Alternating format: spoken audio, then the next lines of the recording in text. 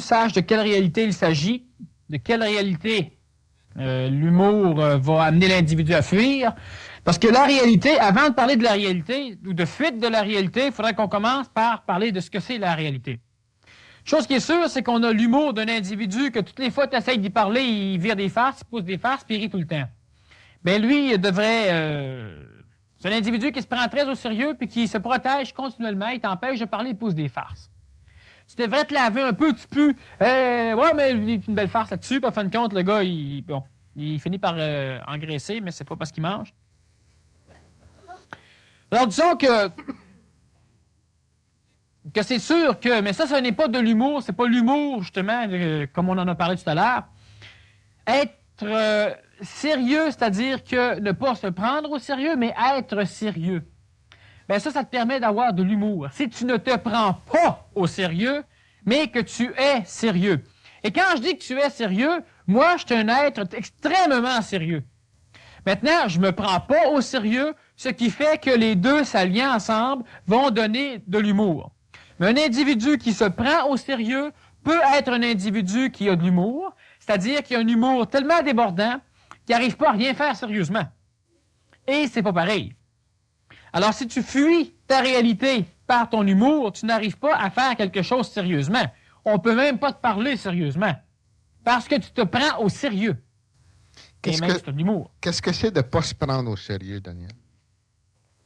C'est quelque chose qui est extrêmement difficile à définir parce que ça sous-tend ou sous-entend le fait que tu n'as presque plus d'ego. Ou du moins d'expression de l'ego, d'orgueil. Bon. Alors, ce qui fait que là, c'est une définition, mais c'est quoi ne pas avoir d'orgueil? Tout à l'heure, j'ai dit, c'était de ne pas se prendre au sérieux ou de ne pas attacher d'importance à nos actions, à nos réactions et à nous-mêmes par rapport à un événement.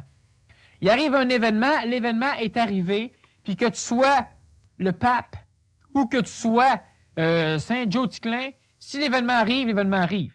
Hein? Il y a un bonhomme, à un moment donné, qui posait des tapis puis qui dormait à Sherbrooke dans un hôtel. Ben, il s'est fait descendre. Il y a un autre bonhomme qui s'appelait John Kennedy ou qui s'appelait Robert Kennedy, qui était président des États-Unis ou en instance de le devenir, puis qui s'est fait descendre. Lequel des deux était le plus important? Pas par rapport à l'homme, par rapport à la réalité, par rapport à l'univers. Lequel des deux était le plus important? Par rapport à l'univers? Ouais. Les deux.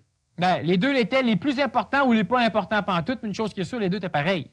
Alors, ce qui fait que l'homme détermine lui-même l'importance qu'il a, lui, de lui, puis ça, c'est une gaffe. Alors, ne pas se prendre au sérieux, c'est ne pas détacher d'importance à notre ego à nous. Ne pas se prendre pour un autre. Ne pas se prendre pour un autre, c'est quoi? C'est ne pas se prendre pour ce qu'on n'est pas. Puis ne pas se prendre pour ce qu'on n'est pas, c'est ne pas se prendre pour le maître incontesté de tout. C'est juste ça. Si tu n'es pas le maître incontesté de tout, ben tu vas évidemment comprendre que tu peux avoir un accident avec ton char. Tu peux aussi comprendre qu'un gars peut te piler ses pieds. Tu peux aussi comprendre que ton chien se fait battre par le chien du voisin. Parce que tu n'es pas le maître de tout. Bon. Alors, automatiquement, tu ne te prends pas au sérieux. Mais c'est quelque chose qui est difficilement vivable par l'individu normal parce qu'il a un ego extrêmement puissant, un ego non personnalisé, un ego qui s'exprime par son orgueil, donc qui s'exprime par la gêne, la peur qu'on rit de lui, il est gêné, il a le trac, qui s'exprime par l'inverse, se prouver qu'il n'est pas gêné, donc il est arrogant, qui s'exprime par la peur ou qui s'exprime par le courage, qui s'exprime par tous les phénomènes psychologiques, c'est simplement l'ego qui s'exprime, et c'est toutes des expressions de l'orgueil. Si l'orgueil, c'est un défaut, ben l'humilité, c'est un défaut. Parce que l'humilité d'un individu qui sait qu'il est humble, ben le gars le fait, ou la femme le fait, parce qu'elle sait que tout le monde trouve qu'il est humble, puis elle aime ça que tout le monde pense qu'il est humble. Fait qu'elle se vante pas. C'est ça. Mais elle est humble, puis elle est modeste, puis elle s'en vante pareil. Bon. Alors, disons que si on revient à la réalité, ben, fuir la réalité, il faut bien comprendre que chacun a sa réalité, ce qui fait qu'en partant, tout le monde suit la réalité des autres. Alors, en partant, on fuit toute la réalité, ou les réalités.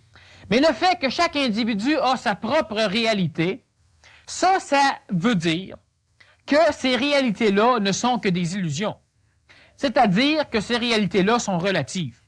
Donc, elles ne sont réelles que d'après l'individu qui les vit. Un individu qui perd $1 a tout perdu. un individu qui perd 1 million de dollars a tout perdu. Chacun vive leur réalité, l'un se suicide et l'autre en rit. Les deux ont leur réalité, mais la réalité, c'est la même. Vous autres, vous êtes tous ici présentement, et puis vous avez tous une idée de ce que ça devrait être ou de ce que c'est la réalité. Mais la réalité ne peut pas être comprise ni perçue par l'homme. Ce que l'on perçoit en réalité, c'est des interprétations de la réalité. Moi, je parle présentement. Les mots ne sont qu'une interprétation de l'énergie qui m'anime, ou on pourrait dire de ma pensée. Ces mots-là, je l'ai, l'énergie, la pensée, elle est transmuée en mots et elle vous est communiquée. Et encore une fois, l'énergie qui rentre en mots par les oreilles et qui est conduite au cerveau sous forme d'impulsion électrique et non plus sous forme de mots, va être réinterprétée par votre cerveau, c'est-à-dire par vos mémoires de ce qu'à chaque mot devrait dire, et automatiquement, vous avez une idée de mon idée. Mais la réalité, en réalité, qu'est-ce que j'ai dit? Ben, vous ne le savez pas. On se rapproche, mais on interprète. Vous voyez tous cette couleur jaune-là. Mais cette couleur jaune-là, elle est peut-être rouge pour moi, verte pour un autre, bleu pour un autre, marron pour un autre et jaune pour un autre. Mais étant donné que tout le monde, on appelle l'impulsion électrique qui parvient à notre cerveau en regardant ça, on appelle cette impulsion-là jaune. Et quand je vois du rouge, je dis c'est jaune. Quand tu vois du bleu, tu dis c'est jaune. Tout le monde voit peut-être tout complètement différent, mais tout le monde est d'accord pour dire que c'est du jaune. C'est quoi la réalité? C'est beau. Non, c'est laid. Ah, ben chacun a sa réalité. Non, en réalité, c'est. Ce n'est ni beau ni laid. C'est.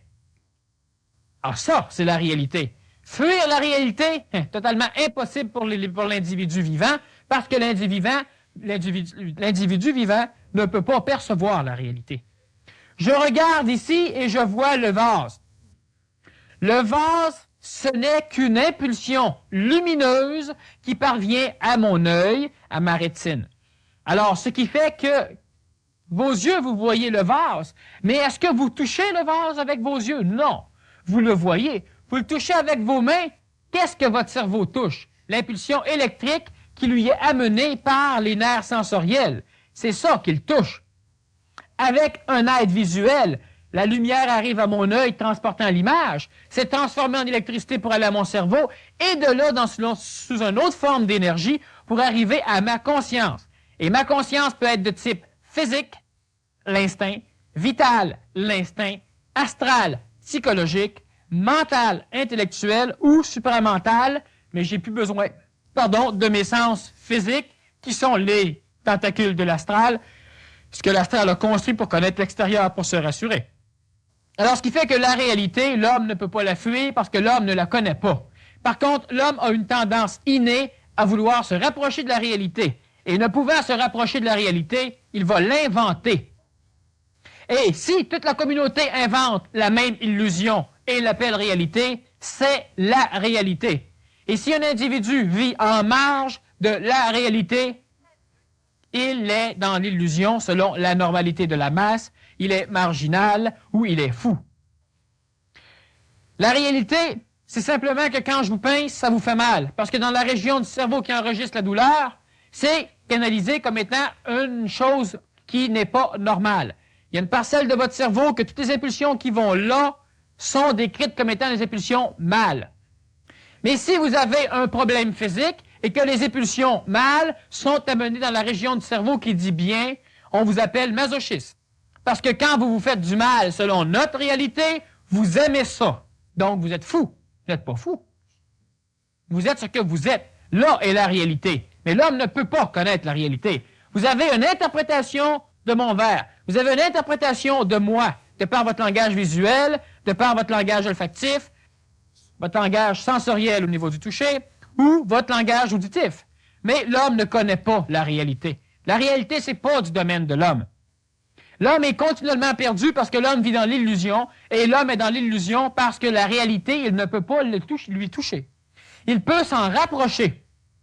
Et s'en rapprochant, l'homme psychologique attire à lui de nouvelles formes d'énergie Et ces énergies-là sont de l'ordre du mental, ce qui est déjà chez l'homme ou moins l'homme canadien, l'homme occidental, et encore en se rapprochant de la réalité par l'élimination du concept de la réalité, c'est-à-dire par l'élimination de ce que devrait être la réalité pour vous, vous finissez par vous rapprocher de la réalité et vous allez finir par attirer une nouvelle forme d'énergie qui est une énergie supérieure au mental, donc on l'appelle supramental. Mais c'est pas fini. Il reste encore 2 autres formes d'énergie à apprivoiser et après ça, l'homme va disparaître, l'homme psychologique, l'homme mental, l'homme supramental, l'homme bouddhique, l'homme divin va disparaître et cet homme-là va se libérer du contexte du temps, donc il sera intemporel, donc immortel, même s'il a connu une naissance, il ne connaîtra pas de fin, donc il sera immortel, et cet homme-là, qui ne sera plus un homme, connaîtra la réalité parce qu'il sera réel. Pourquoi l'homme est irréel? Pourquoi l'homme vit dans l'illusion? On dit que tout est illusion. On dit que la matière dure, en réalité, est molle. Ouais, ben, tape-toi la tête dedans, tu vas voir si la matière dure est molle. L'illusion, elle n'est pas là. L'illusion, elle est dans le sens que ce que l'on perçoit, on le croit vrai, sans comprendre que ce n'est qu'une interprétation de la réalité. On perçoit que du passé, parce que le temps que la lumière amène l'image à notre œil, bien, ce que l'on voit, ce n'est plus ça. Quand on regarde des étoiles qui sont à 15 années-lumière de la Terre, ça veut dire que la lumière qu'ils ont émise a pris 15 ans à la vitesse de la lumière pour arriver à la Terre.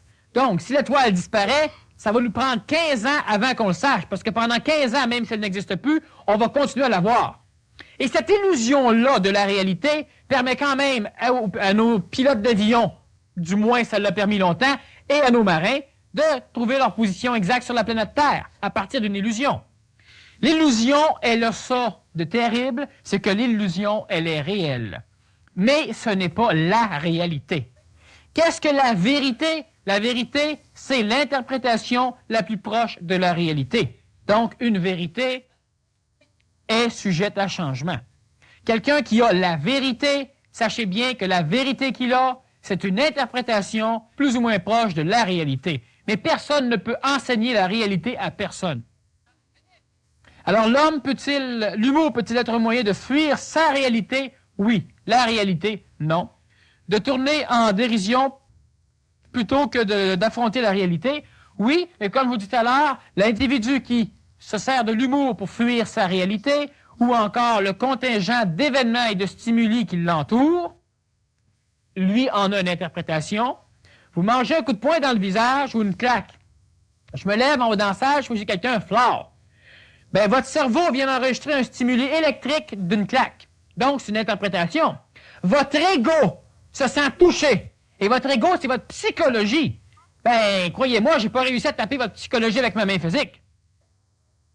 Mais je l'ai frappé pareil. Par interprétation, l'ego s'identifie au corps et il pense que lui a été agressé et c'est lui qui va demander au corps d'entrer en bataille. Mais ce n'est que des interprétations. L'ego, en réalité, n'a pas été frappé, mais lui, il croit que oui. Alors, la réalité, l'individu qui a un sens d'humour et qui ne fait rien sérieusement, c'est un individu qui se prend au sérieux. On a 3 genres d'individus. Celui qui se prend au sérieux et qui n'est pas sérieux, celui qui est sérieux mais qui se prend au sérieux, donc qui est sujet à souffrance, et celui qui est sérieux et qui ne se prend pas au sérieux. Daniel, lorsque le Nazaréen, soit Jésus, a dit justement de présenter l'autre joue lorsqu'on le frappait, c'est-à-dire lorsque quelqu'un était frappé sur une joue. Qu'est-ce qu'il voulait dire au juste? C'est une maudite bonne épreuve pour ton orgueil. La seule chose qu'il y a, c'est que si tu es complètement sans dessin, tu vas présenter ta joue continuellement jusqu'à temps que tu n'aies plus de joue à présenter parce qu'elle va être toute usée par l'érosion des claques de l'autre. Oui, mais oublie pas une chose, c'est qu'il n'a pas dit quoi faire après. Non. Il n'a pas dit quoi faire pendant non plus. Mais une chose qui est sûre, c'est que si tu as la patience, OK, puis il faut toujours regarder le contexte, c'est un contexte de cette époque-là, qui est toujours très valable aujourd'hui, c'est que si tu as la patience de manger une claque, de continuer quand même à discuter, à essayer d'harmoniser l'événement, de manger une autre claque, parce qu'il faut que tu saches aussi que l'individu qui t'attaque, il y a un problème. Donc, il cherche une solution à son problème. Ça peut être un défoulement, ça peut être se prouver qu'il est supérieur, ça peut être bien des choses. Bon, maintenant, quand on dit tu manges une claque, tu présentes l'autre joue, ça veut simplement dire que tu te présentes tout le temps comme étant le dominateur de l'événement. Ça veut dire, tu domines l'événement. Parce que si moi je te donne une claque, c'est que j'ai de quoi me prouver. Si tu décides que tu présentes l'autre joue, donc tu veux m'expliquer par là que je suis ton maître, ben tu as de fortes chances que je te donne pas l'autre claque. Tu me manipules en maudit. Puis si tu décides que tu te mets à broyer, ben non, supplier, ben non, tu simules un arrêt cardiaque ou une crise d'épilepsie, ben m'a dit franchement, c'est évident que je suis ton maître. Mais tu me manipules en torieux. Puis je te toucherai plus. Moi, je vais me sentir mal. Là, ça m'en revient dessus. Mais si tu veux donner un claque à l'autre, l'autre n'est pas l'autre. Tu prouves simplement que lui n'est pas ton maître. Et puis là, tu continues à y aller. C'est juste des expressions de l'orgueil. Mais le fait, parce qu'il ne faut pas oublier que c'est parabolique. Parce que tu rentres dans une taverne, puis il y a un gars qui est chaud, qui commence à bûcher sur le monde. Crime, tu n'as même pas besoin d'étendre les deux joues, il va aller chercher. Tu restes pas là à rien faire. Nazaréen, quand il a mis un paquet de monde en dehors du temple, puis il veut dire, franchement, il s'est passé bien d'autres choses qu'on ne compte pas dans la Bible, ben est-ce qu'il tendait l'autre joue? Est-ce qu'il s'est dit, ben, on va bâtir une autre église, puis ils iront mettre les animaux là, puis ils iront faire du change, puis ils feront les sacrifices là? Il n'a pas attendu une autre église. Il n'a même pas attendu pantoute. Il les a sortis dehors. Parce qu'il y a l'intelligence là-dedans. C'est une colère mentale, c'est pas une colère psychologique, justement, qui est faite là. Mais c'est bien important de savoir, justement, que si tu...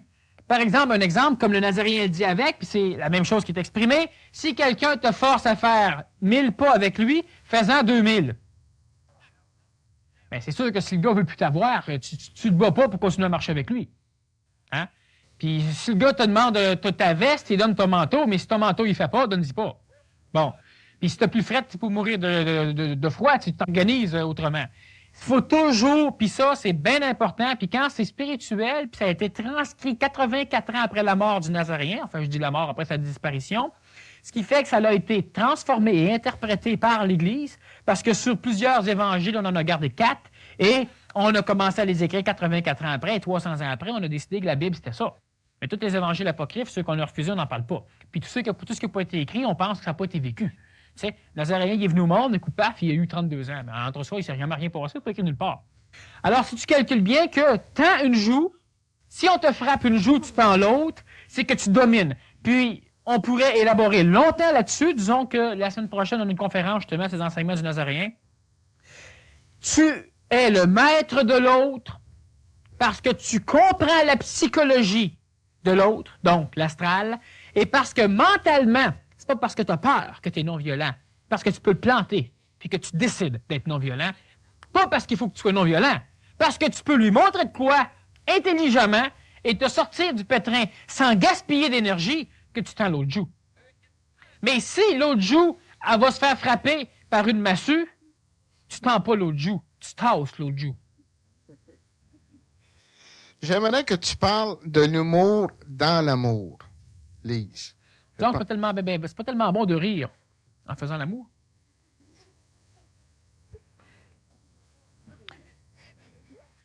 On peut rire avant ou après, mais pendant, disons que ça... Il y a quelqu'un qui a dit pourquoi pas. Ouais. Mais je vais vous expliquer pourquoi pas. Pas en détail.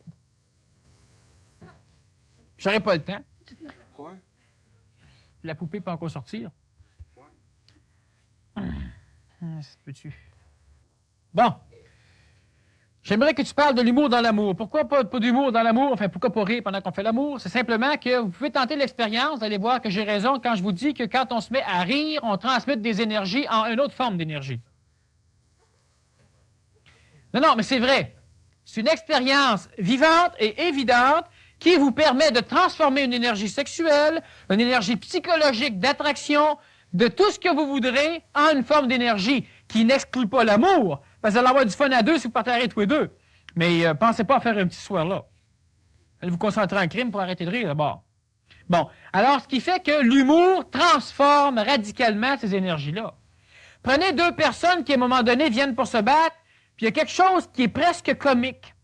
Puis à un moment donné, il y en a un qui commence à rire un peu, l'autre part à rire, puis qu'est-ce qui se passe? La violence, la chicane, la haine, tout ça, ils partent à rire comme des fous, puis il n'y a rien à faire, c'est transmuté. Alors disons on ne rit pas pendant qu'on fait l'amour. Mais l'humour dans l'amour, disons qu'on peut... Ça, c'est une chose, disons que c'est une preuve que l'humour transmute des formes d'énergie. Mais elle transmet aussi l'intelligence. Alors, quand on parlait tout à l'heure d'individu qui ne fait rien sérieusement parce qu'il se prend trop sérieux, puis il se défend tout le temps, puis il essaie toujours de rire, ça transmet l'intelligence. Tu ne peux pas être brillant, tu ne peux rien apprendre si tu es tout le temps en train de faire des farces. Hein, tu n'es pas jamais sérieux. Tu te prends trop au sérieux, justement, puis tu veux te défendre. Puis au niveau, disons, de l'humour et de l'amour, c'est deux énergies qui ne sont pas du même ordre parce que l'humour est une transformation de l'énergie psychologique surtout et qui est inharmonieuse en rapport avec le mental ou le vital de l'homme. Et l'énergie sexuelle, c'est une énergie typiquement vitale. Donc, la vitalité, le corps vital en ésotérisme, c'est la vie dans les termes conventionnels et c'est aussi l'attraction qui va faire en sorte que tous les atomes et ce qui compose les atomes et les molécules d'une forme, d'un organisme matériel ou humain soient maintenus selon une forme. Il y a une mémoire dans le verre parce que le verre reste ce qu'il est. Quand la vie, et plus le corps vital est raffiné, donc élevé en vibration, donc évolué, plus il va permettre de choses. Il va pouvoir permettre une croissance.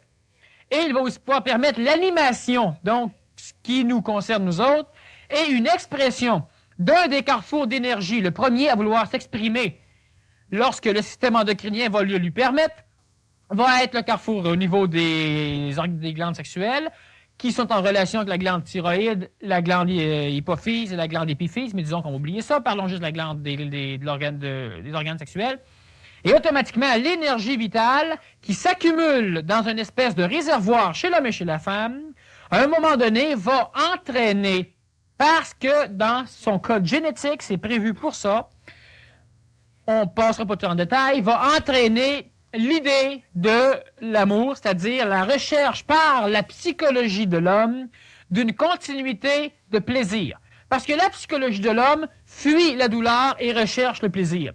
Et l'illusion même de la psychologie de l'homme, ce qui va l'amener à la souffrance et au malheur, c'est qu'une fois qu'il a vécu quelque chose qui lui a plu à cet ego-là, il veut le continuer dans le temps, si possible, sinon il veut le revivre.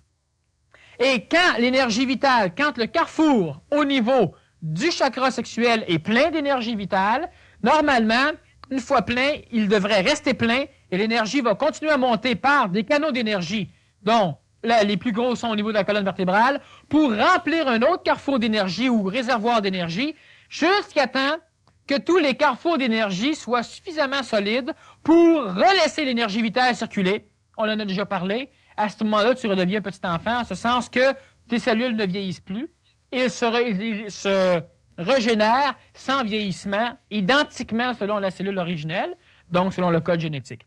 Ce qui va arriver, c'est que quand ce carrefour-là et ce réservoir-là, qui se trouve non pas au niveau du centre d'énergie, mais au niveau de glandes physiques, est plein, automatiquement, ça déclenche dans la psychologie de l'homme l'idée qu'il est possible que lui revive une chose qu'il a aimée. Alors, automatiquement, ça met en branle toute la mémoire psychologique en rapport à ça, et l'individu veut instinctivement, parce que dans le vital et dans le physique, on a comme conscience l'instinct, il veut procréer, mais lui, ce qu'il recherche surtout, c'est dans sa psychologie, la conscience astrale va rechercher la continuité ou la reproduction dans le temps du phénomène, du stimuli, qui est l'orgasme ou qui est, dépendant comment tu as pu aimer ça. Alors, ce qui fait que c'est une mauvaise expérience, le carrefour ne se videra pas de la même manière, ou tu vas devoir développer un nouveau phénomène qui pourrait aimer ça, sinon, ben, tu peux rentrer frère ou père ou n'importe quoi, tu n'auras jamais de problème, ben non, sœur. Alors, ce qui fait que l'énergie qui va travailler au niveau de l'amour, quand on parle, par exemple, l'amour sexuel, c'est de l'énergie vitale. Et quand on parle de l'humour, c'est de l'énergie astrale. Si on parle de l'amour psychologique, donc ce qui amène deux individus à vivre ensemble, alors c'est évident que l'humour, c'est quelque chose qui va éviter les chicanes, qui va amener une relation beaucoup plus intime entre les deux individus qui participent à ce phénomène d'attraction-là. Excusez-moi, je suis le plus loin, là, moi j'aimerais développer quelque chose. Mais ouais. Tantôt, tu as mentionné que lorsque la chaudière est pleine, l'individu est porté à le vider. Mais on sait qu'il y a beaucoup de gens qui ont fait des vœux de chasteté et qui les ont tenus pour une bonne période de temps. Et puis, ce que tu as expliqué tantôt n'est pas nécessairement arrivé. Je pense que ça prend une sorte de contrôle pour faire monter Mais il l'énergie. faut aussi comprendre que le vœu de chasteté, premièrement, disons que c'est une stupidité. Non, mais je peux. Bon, Non, mais je ça, comme ça, en parle. passant, en cas que tu aurais fait un vœu de chasteté. T'aurais dû me le dire la semaine passée, je l'aurais pas fait. Le vœu de chasteté, quand je te dis que c'est une stupidité, c'est pas une stupidité, mais c'est une chose qui ne sert à rien. Non, mais je fais Pas référence, aujourd'hui. Daniel, là, je reviens à ce que tu disais tantôt, que lorsque... Combien ont fait le vœu de chasteté, puis qui ont réussi à être chastes totalement, intégralement, même cachés tout seuls dans les toilettes, ou en dessous d'un balcon, ou dans leur... Bon, ben, combien, ben ça, on le sait pas. Non, c'est pas... Et combien aussi ont fait un vœu de chasteté et que la psychologie astrale n'a pas tout bouffé cette énergie-là, parce que l'orgasme, tu peux l'avoir physiquement, mais tu peux l'avoir aussi astralement. Tu peux l'avoir en rêve aussi. Oui, et cet orgasme-là en rêve épuise la même chose. Oui. OK? Mais Alors, ce qui fait que le vœu de c'est- chasteté, disons que... Non, mais ça, à quoi je veux en venir, Daniel, c'est ceci, c'est que ça prend un contrôle pour faire monter cette énergie-là, un Bon, les contrôle castrateurs mental. de Russie, qui est une secte, une société secrète, ont réglé le problème. Est-ce que ça prend un contrôle mental pour faire monter l'énergie? Pas chez l'homme présent.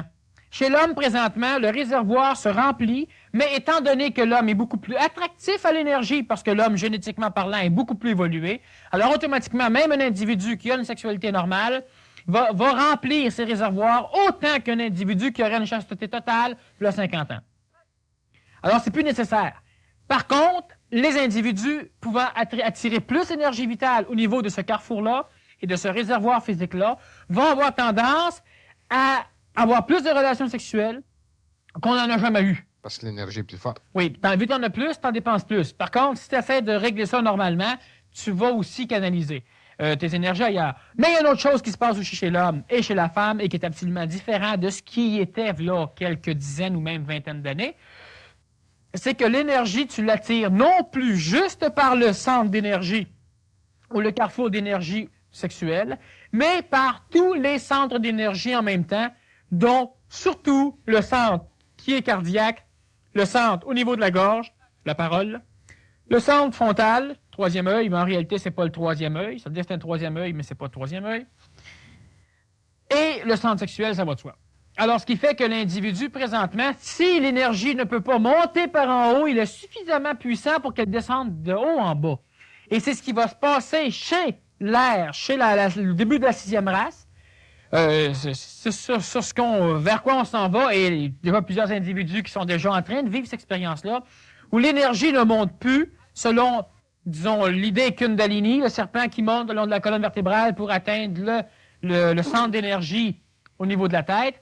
Aujourd'hui, c'est différent. L'énergie va partir d'en haut pour descendre chercher en bas ce qui ne veut pas monter. Alors, ce qui fait que là, le contrôle mental, c'est-à-dire que l'énergie au niveau du mental, là, ça a une certaine importance. Mais c'est pas nécessaire d'être conscient pour désirer avoir une relation sexuelle. C'est pas nécessaire non plus d'être conscient pour emmagasiner de l'énergie. Ça ne l'a jamais été, ça l'aidait quand ça l'était, mais c'était jamais nécessaire. Et aujourd'hui, c'est encore moins nécessaire. Par contre, au lieu d'avoir les problèmes d'un centre d'énergie qui est mal canalisé, tu vas avoir les problèmes de 5 centres d'énergie mal canalisés. Donc, tu risques d'avoir plus de souffrance, plus de maladies de type physique, plus de pathologies qui vont se rapporter justement à des centres d'énergie qui sont mal focalisés, mal canalisés, ou encore qu'on épuise au fur et à mesure que ça rentre, ou qu'on bloque là parce qu'on ne veut pas les mettre. Alors, il y a plusieurs mécanismes justement qui vont enclencher des maladies dans ta psychologie ou dans ton ordre vital, donc physique. OK, alors tu en étais rendu à l'humour pour éviter des chicanes. Bon. Chance qu'on a de l'humour parce qu'on se tirait nos podos par la tête. Ben, c'est ça. J'ai tout dit, je pense que c'est clair. C'est-à-dire, si tu ris, tu te chicanes pas, puis quand tu te chicanes, tu ris pas. Hein? Vous riez pas quand vous vous chicanez à vous tirer des assiettes? Bon, puis vous chicanez pas quand vous riez comme des fous? Oui, parce qu'on a parlé beaucoup de l'humour dans la sexualité, disons, pas comme tel, là, mais la relation qu'il pouvait y avoir, tu as expliqué ce qui se produisait au niveau énergétique, mais au niveau couple, on a parlé juste un petit peu, peut-être Bon, que tu ben, pourrais... le couple, l'humour, c'est pas simplement en relation avec un couple, disons un homme et une femme, ou une femme et un homme. L'humour, c'est dans n'importe quel genre de relation. Quand deux égaux, quand tu approches un humain, tu approches de l'inconnu, en partant. Bon. Ta logique mentale ne peut pas connaître l'humain, elle peut pas, présentement, du moins, ça va se faire. Quand le mental va être personnalisé, c'est-à-dire pas quand c'est juste l'intellect, mais quand le mental devient complètement indépendant de ta psychologie. Bon, quand ton mental n'est plus teinté. Présentement, tu approches un être humain, tu approches de l'inconnu. Ce qui fait qu'en partant, son ego va devoir lutter contre ton ego. Veut pas. Puis c'est ça dans le couple qui a... Tu l'as dit, ils n'ont pas compris, ils sont complètement sans dessin, fait que tu bûches dedans la place, je pense qu'ils vont comprendre plus avec une hache. Alors, ce qui arrive, c'est que les égos sont froissés. Et quand un ego est froissé, c'est que l'harmonie entre l'ego, le corps vital, le corps physique, ou l'ego, l'astral, et le corps mental vient d'être brisé. Parce qu'à la longue, ton vital s'habitue à ton ego. Mais si tu as des entrées d'informations régulières tous les jours qui te perturbent, tu gagnes à la loterie, tu perds à la loterie, tu te fais mettre à la porte, tu as un autre job, tu as un paquet de phénomènes continuellement qui te rendent triste, heureux, puis ça va pas, puis ça te m'enrogne, puis tu reviens. Ce qui fait continuellement ton ego est bouleversé. Très peu. On appelle ça un phénomène, disons, de stress. Et le stress, ben c'est quoi? C'est quand tu arrives à un état où tu es stressé, c'est-à-dire qu'il en faut plus gros pour que ça casse. Quand tu prends un morceau de métal, puis que tu le plies, ben tu le stresses. Et quand il arrive un état de stress suffisamment avancé, il brise. Et ce phénomène-là, le stress, c'est un mot qui était adopté par un ingénieur sur la matière, repris par après par la psychologie parce que ça définissait bien l'état de l'homme, parce que le stress, ça vient de la physique. Quand tu es stressé, c'est-à-dire que quand ton ego rencontre quelque chose qui peut le stresser, automatiquement, il y a des harmonies. L'humour réharmonise. Si tu t'approches d'un individu, tu as deux égos qui se rapprochent, automatiquement, tu as des frictions, veux pas. Déjà, toi-même, avec toi-même, tu as des frictions, tu as des doutes, tu sais pas si tu dois y aller ou pas y aller, tu sais pas si tu dois l'acheter ou pas l'acheter, tu sais pas si c'est trop cher ou pas assez cher, tu sais pas si c'est la bonne couleur ou si c'est pas la bonne couleur. Juste toi, tu es pogné avec toi. L'humour t'aide déjà, mais quand tu approches d'un autre individu, que ce soit dans un couple, là, c'est important. Pourquoi? Parce que au début, tu exprimes tout ton beau panache de mâle, puis son beau panache de femelle, puis ça va bien. Mais à un moment donné, ta queue, t'es tanné de la voie des airs. Là, je prends l'exemple des oiseaux, là, qui ont... Ben, à un moment donné, ça tombe. Tu deviens un oiseau normal, puis le beau panache du fan, il n'est plus là. Ce qui fait que là, ça marche plus. Alors, à un moment donné, plus tu as tendance à rester avec quelqu'un, plus tu vas avoir tendance à le connaître, plus tu vas avoir tendance à le juger, plus les frictions, les petites frictions vont s'accumuler. S'il y a de l'humour là-dedans, toi, tu t'harmonises, l'autre s'harmonise, ce qui fait que la liaison entre les deux, elle est harmonieuse. Mais ça, dans un couple ou avec n'importe qui. Un patron qui peut rire avec ses employés, à la condition qu'il y ait des employés sérieux. Pas qu'ils se prennent au sérieux.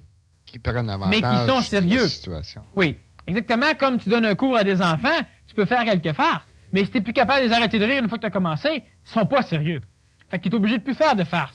Ou tu leur enseignes à pouvoir faire des farces et à être capable d'être sérieux quand il faut. Alors, ce qui fait que l'humour, c'est extraordinairement important dans n'importe quelle relation avec toi, avec ta propre conscientisation, avec n'importe quelle forme d'énergie inférieure ou supérieure, avec le diable, avec les fantômes, ou ben non, avec les dieux, ou avec n'importe quel être humain. C'est absolument important, c'est nécessaire, c'est salutaire, c'est vital, puis en plus, c'est drôle. Maintenant, c'est pas nécessaire de rire pour être humoristique. Non. Mais c'est nécessaire en crime, par exemple, de ne pas broyer. Oui, parce que tu as de l'humour intellectuel que des gens font continuellement. C'est oui, ce qui moi, quand je suis en ressente à conférence, l'intérieur. souvent, m'ont poussé des farces que je suis le seul à comprendre.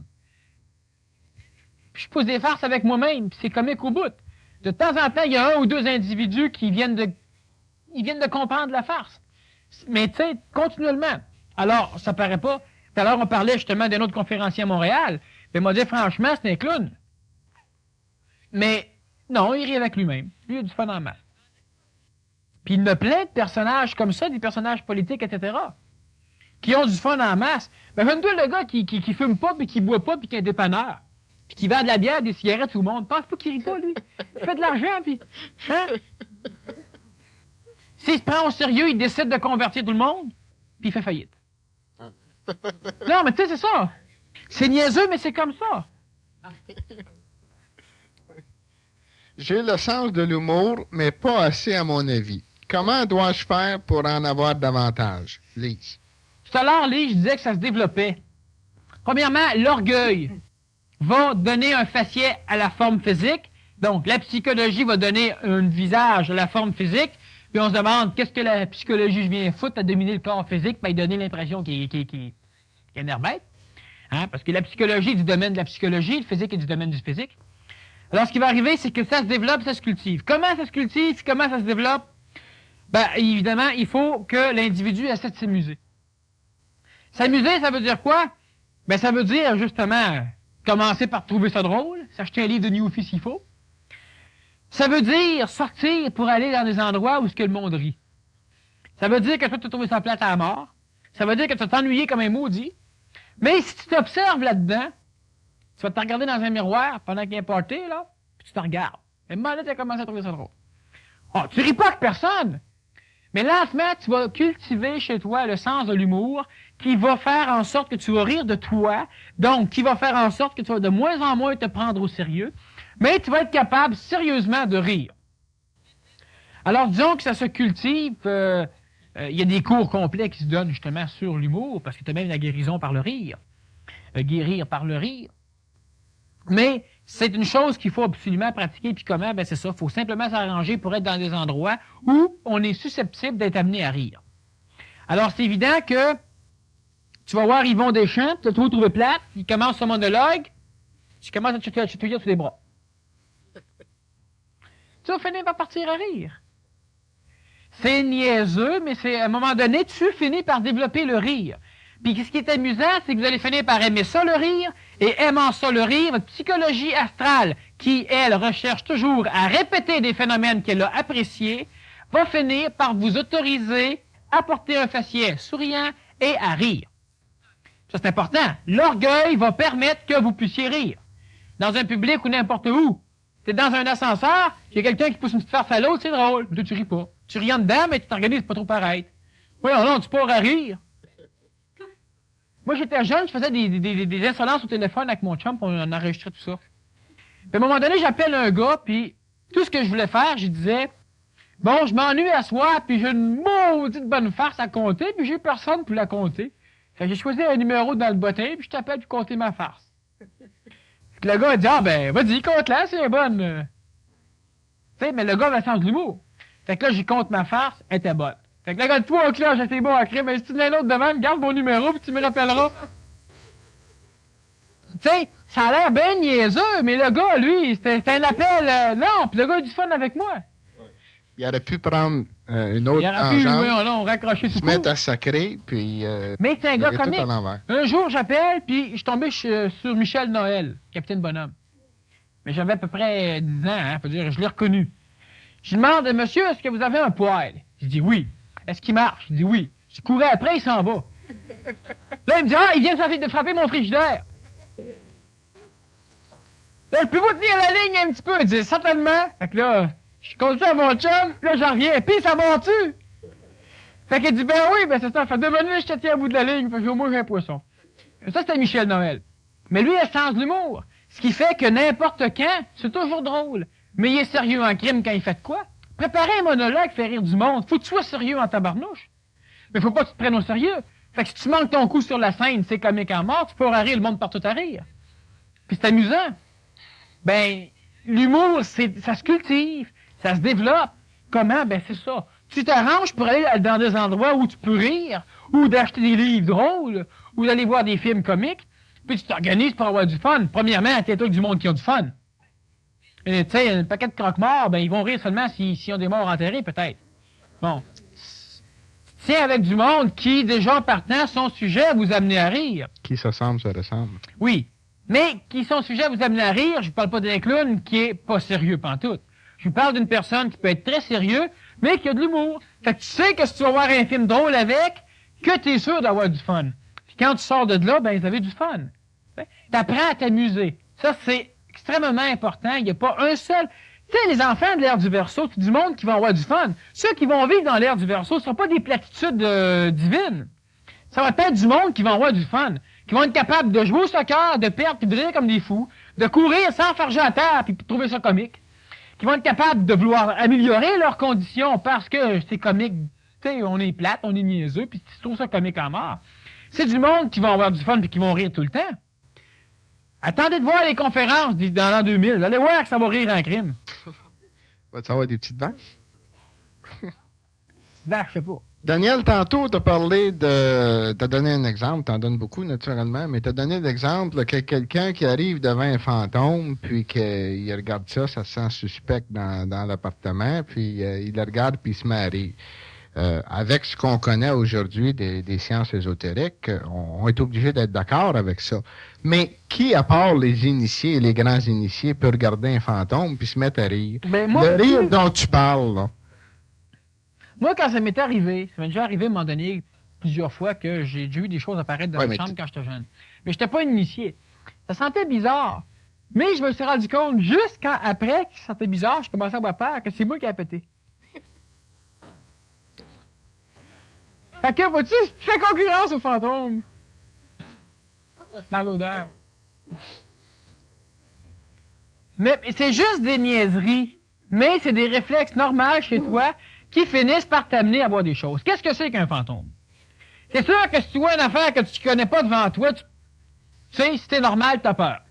Fait que la première fois que tu te promènes dans la brousse, tu t'emmènes avec un rhinocéros que tu n'as jamais entendu parler, t'as peur. Puis si t'as pas peur, ben tu auras mal. Parce que, en tout cas, à moins que tu sautes de là, mais je veux dire, tu sais, bon. Tu vois quelque chose de neuf, t'as peur, parce que ta psychologie ne sait pas c'est quoi, ou elle le sait tout croche, ce qui fait qu'en partant, elle a peur. Un fantôme, c'est quoi? C'est rien de bien traumatisant, un fantôme. Un fantôme, c'est simplement une relique mémorielle d'un individu qui est mort, ou d'une densification, disons, forcée, d'un individu qui est en extra-conscientisation astrale, donc en voyage astral, disons. OK? Mais parlons des fantômes morts. C'est une mémoire qui apparaît devant toi il y a des phénomènes à un moment donné, soit de ton attraction, de tes lectures, soit des phénomènes atmosphériques, des phénomènes astrales sphériques, on pourrait même dire, qui vont permettre la densification à un moment donné d'une certaine forme mémorielle. Alors, ça crée un fantôme. Maintenant, c'est pas couvert d'un grand drap, des chaînes, ça fait ouh. Ça fait ouh, mais ça n'a pas de chaîne puis de drap. Par contre, ce qui est amusant, c'est que ça apparaît, tu sens de la chaleur, etc. Ceux qui ont voulu toucher se sont rendus compte qu'ils passaient à travers, mais qu'il y avait des sensations de brûlure. C'est normal. L'énergie astrale, elle est très proche de l'énergie du feu, de l'énergie électrique. Alors, c'est sûr que si elle se densifie, ben, tu vas pas mettre ta main dans le feu, tu n'avais pas là-dedans non plus. Qu'est-ce qu'elle peut faire pour l'homme? Tu pars à rire, puis dans la psychologie même de l'astral, normalement, toi, tu devrais réagir selon un stéréotype qui est enregistré dans les mémoires de l'astral. Autrement dit, tu devrais avoir peur. Un astral, un fantôme qui se densifie devant toi, c'est pour te faire peur. Faut pas vous attendre de voir apparaître un grand maître, là, style fantomatique, qui vient vous dire des vérités. Il peut vous dire des mots d'une vraie vérité. Il peut vous, après ça, vous envoyer vous suicider aussi. Bon. Alors, ce qui fait qu'il n'y a aucun maître, il n'y a aucune forme d'énergie intelligente qui va apparaître sous forme de fantôme pour venir te parler. Ça te parle dans ta tête, ça te parle sous forme d'un individu, mais ça te parle pas sous forme de fantôme. Dans la mémoire astrale, oui, tu as des choses qui sont bonnes, mais en partant, si tu es manipulé de cette manière-là, c'est des choses qui sont des conneries. Alors, si tu lui offres à boire, ben déjà en partant, ton fantôme, il sait plus ce qu'il fait là. C'est pas dangereux. Ça ne peut rien faire à l'homme, sauf. Puis là, ça peut faire mal en maudit à l'homme, ça peut le posséder, ça peut même aller jusqu'à le tuer, sauf si t'as peur. Si t'as peur, tu rabaisses ton taux vibratoire astral, tu te rapproches de son niveau à lui, donc, étant proche du même niveau vibratoire, son astral peut intimider le tien, donc toi. La forme fantomatique peut être en contact, donc elle peut te posséder, elle peut te manipuler, elle peut te faire immensément de choses, mais si tu n'as pas peur, deux manières de ne pas avoir peur. Être sûr de toi ou avoir de l'humour. Être sûr de toi, ça veut dire quoi? Ça veut dire que tu es le maître de l'astral, tu connais l'astral, ce qui fait que le fantôme arrive en avant. S'il demande quelle heure qui est, donne-leur. S'il demande de s'en aller, tu peux besoin de lui. Ou encore, s'il demande s'il peut aller chercher le journal, quelque chose de même. Tu es le maître de l'astral, il n'ira pas chercher le journal sa voiture, il va aller faire peur à quelqu'un d'autre. Il va aller hanter un autre lieu. Qu'est-ce que c'est connaître l'astral ou être maître du phénomène? Oui. Est-ce que tu peux faire peur aux fantômes? Ben, c'est évident. Le fantôme est typiquement astral, donc psychologique. Lui, il vient pour te faire peur. Si t'as pas peur, ça retombe dans le visage, comme n'importe quel individu. Et il a bien plus peur.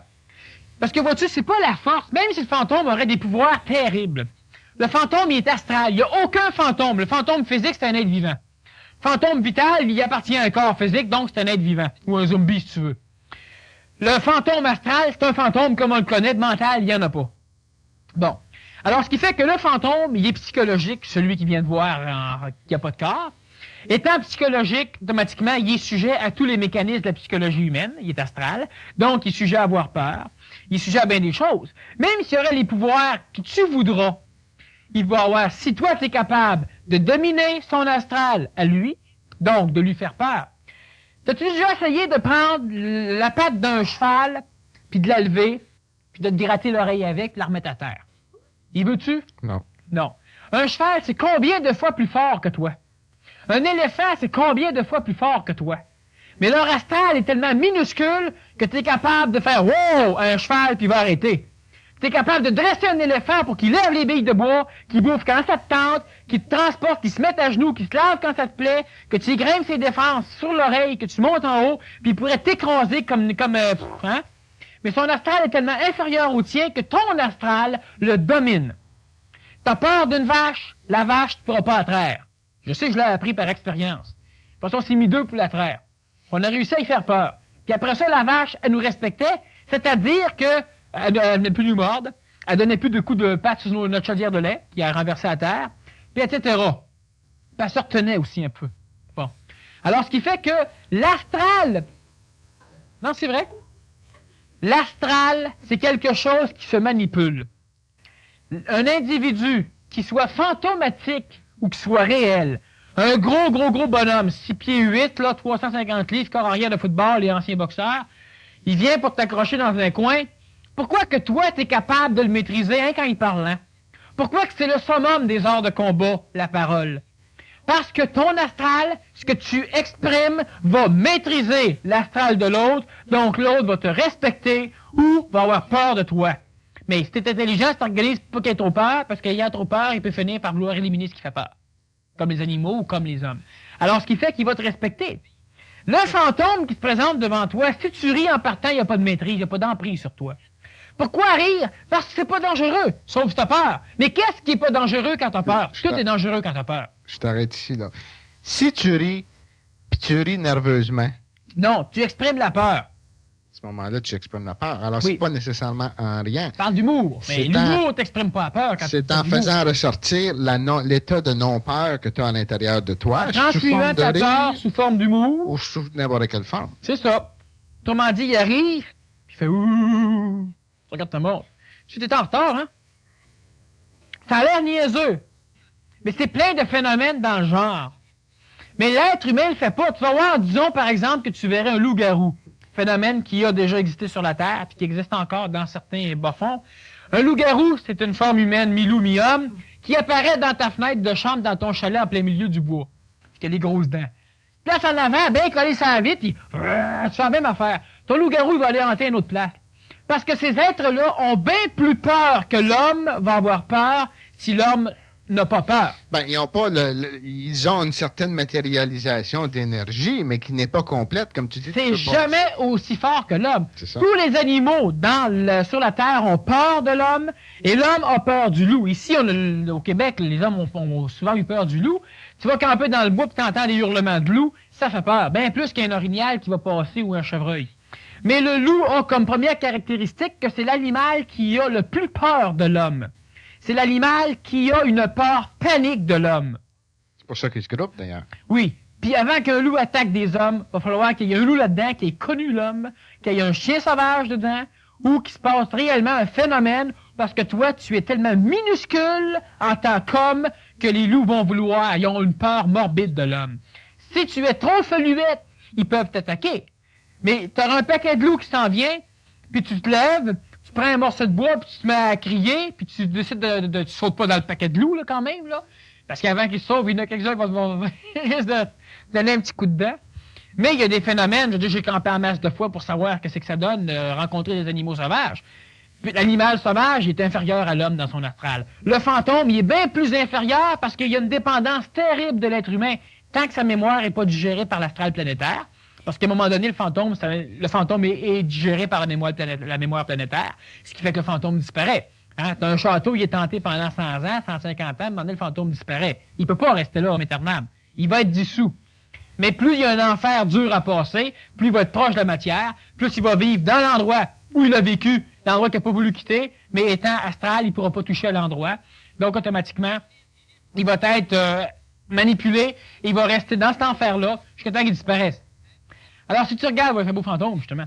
Si tu regardes l'histoire même de ton fantôme, qui est juste une mémoire non dangereuse tant que l'homme le domine, puis l'homme domine quoi? Rencontre un chien qui sort les dents et tout ça, tant qu'il n'y a pas de symptômes vitaux ou physiques, ce chien-là, tu peux le manipuler comme tu veux par la psychologie.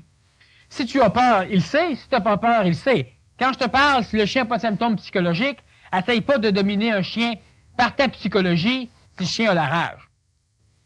Parce que là, le chien, c'est pas sa psychologie qui l'amène à t'attaquer, c'est un symptôme physique qui détruit son cerveau. Si tu connais des animaux, à ce moment-là, tu peux détecter qu'il y a de la rage. Mais tout ça revient encore à la même chose, Daniel. Dans la conscientisation, ça vient tout, mais tout revient au taux vibratoire, en quelque sorte. Parce que c'est le taux vibratoire de l'humain qui va passer à côté du chien. S'il n'a absolument pas peur, que ce soit n'importe quel chien dressé de quelque façon. Plus ta psychologie, elle est haute, donc, disons, plus tu es évolué dans ton astral, plus ta vibration astrale, elle est supérieure, donc tu fais partie de l'astral spirituel au lieu de faire partie de l'astral matériel. Et automatiquement, n'importe quelle forme d'astralité qui est inférieure à la tienne, tu la contrôles.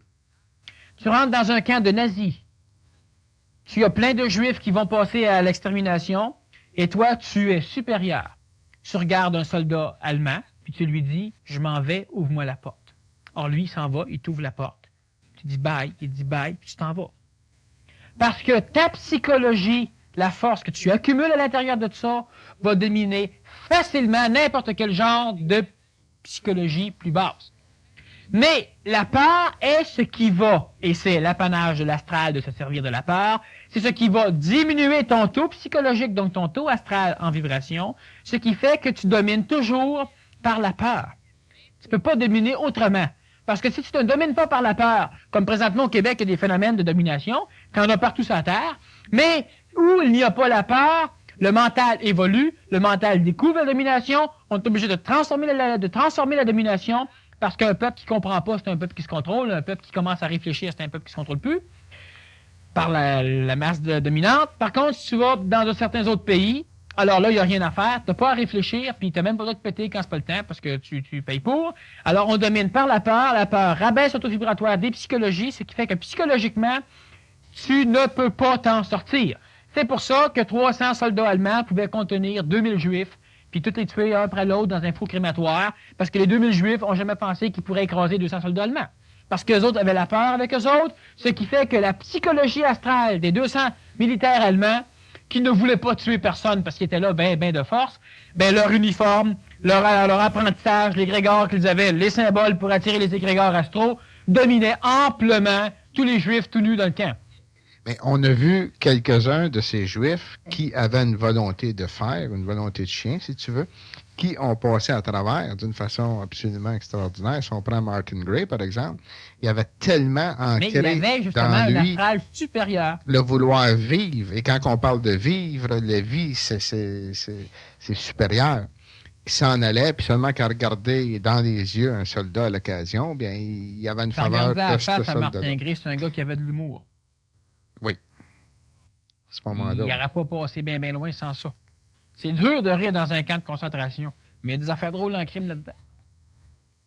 Sauf que l'individu qui s'attache une importance à lui, puis qui comprend plus, à un moment donné, il finit par avoir peur, il rabaisse son taux vibratoire astral, donc il se déconnecte de son mental, ce qui fait qu'il ne peut plus réfléchir, il ne peut plus comprendre, il fait juste faire tout ce qu'on lui dit. Lève-toi, il se lève, tasse-toi, il se tasse, va-t'en là, parfait, on va dîner tout de suite à l'heure, c'est correct, tu t'en vas, tu vas dîner, tu reviens, t'es encore là, tu le tues, tu l'enterres. Il n'y a rien à faire. Son taux vibratoire astral est tellement bas et rabaissé par la vibration de la peur qu'il est même déconnecté de son phénomène mental, ce qui fait qu'il ne peut même plus penser à se sauver. On devrait s'évader. Ah, ça va servir à rien. Bon, on devrait... Ah, non. Puis ils veulent rien savoir. Ils sont là, puis ils attendent. Ils sont là, puis ils savent pas, puis il n'y a plus rien. Ils sont des animaux. Ils sont même plus bas que l'animal parce qu'ils n'ont même plus l'instinct. Parce que 200 hommes, même armés de fusils, contiendront pas 2000 loups dans une clôture. Il va falloir qu'ils tiennent loin de la clôture en crime. Ils ne pourront pas les pousser dans un four crématoire, dans une chambre à gaz. Quand les loups vont commencer à savoir, c'est pas 200 qui vont pousser les loups là-dedans, il va falloir du monde en crime. Parce que les loups vont gruger les clôtures. Les loups vont se piler un sur les autres, traverser les clôtures. Ils vont tous pogner des barbelés, ça va faire un pont, les autres vont passer par-dessus. Mais pas les êtres humains. À ce moment-là, ce qui se produit, c'est que le phénomène de la peur chez l'animal engendre un autre phénomène. L'instinct de survie. Parce qu'il n'a pas d'astral suffisant pour dominer l'instinct de survie, mais l'astral de l'homme, par la peur, va éteindre tous les feux qu'il y a en lui, y compris les feux supérieurs, alors ce qui fait qu'il s'écrase complètement et il ne fait absolument plus rien. Il n'y a plus rien à faire. Puis tu vois pas ça juste dans les camps de concentration, tu vois ça chez bien des individus dans notre société qui sont bien convaincus qu'il n'y a plus rien à faire. Des phénomènes psychologiques, là, veut dire qu'ils ont besoin de traitements psychiatriques ou psychologiques. Mais c'est des individus parfaitement normaux qui, dans 6 mois, vont être totalement redevenus normaux, mais pendant ce temps-là, il suicide, pas suicide, ça, il n'y a plus rien qui va à peine. Il n'y a plus rien. Parce que ce qui s'est passé dans ta vie, t'avais 3 compagnies, tu viens des perdre, ou tu viens de perdre ta blonde, ou tu viens de perdre ton chat, dépendant toujours des importances où c'est que tu les places. Mais il n'y a plus rien à faire. La vie ne vaut plus la peine d'être vécue. Pas un animal, ça, qui pense ça. Quelques rares animaux, disons, puis eux autres, ils ont un astral assez supérieur, comparativement aux animaux, un astral qui se rapproche de celui de l'homme. Mais c'est pas animal, ça. C'est typiquement humain. Le fait de plus vouloir vivre. Le lièvre, il sort de son terrier, il va bouffer, puis il rentre dans son terrier. Tout s'ouvre sa plate en maudit. Mais toi, tu sors de chez vous, tu travailles, tu rentres chez vous.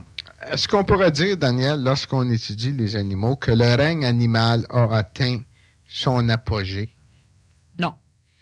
Non. Le règne animal n'a pas atteint son apogée parce que les vibrations de l'homme qui sont en train d'être augmentées par le contact avec l'énergie supramentale va augmenter les vibrations planétaires, ce qui va permettre à tous les continents de pouvoir augmenter leurs vibrations. Plus lentement, ça va de soi que les continents qui sont, disons, les premiers. Et ça va évidemment changer tout ce qui a rapport aux animaux. C'est-à-dire que les animaux vont devenir extrêmement différents. Les animaux vont devenir beaucoup plus dociles. Une expérience qui a été vécue, puis qui a été vécue par plusieurs, disons, initiés, c'est le fait que si tu vas dans le bois et tu te couches, les animaux vont venir te voir. Il n'y a aucun danger. Les animaux complets sont transformés par cette énergie-là. Et toute la race animale, de A à Z, va être transformée. Et il y a une chose, disons, qui peut paraître assez suspecte, mais les animaux carnivores, lentement, par mutation génétique, vont aussi transformer leur régime d'une façon herbivore.